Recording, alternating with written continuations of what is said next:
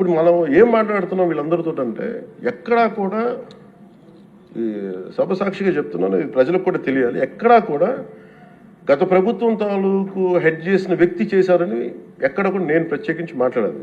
నేనేం చెప్తాను, టీటీడీ పాలక మండలి బాధ్యత ఇది.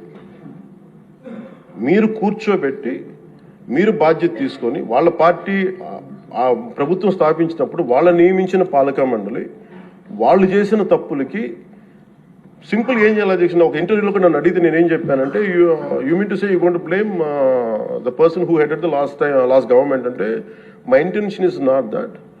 My intention is always to say that who